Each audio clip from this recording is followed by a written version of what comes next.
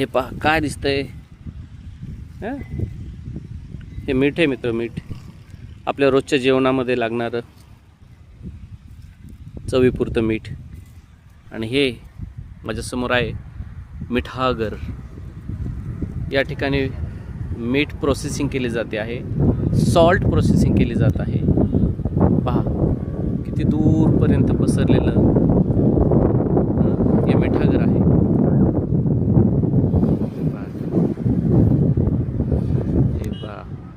बघितलं तर या ठिकाणी समुद्राचं पाणी अडवून त्याचं नैसर्गिक पद्धतीने बाष्पीभवन केलं जातं आणि याच्या आधारे मीठ कलेक्शन केलं जातं.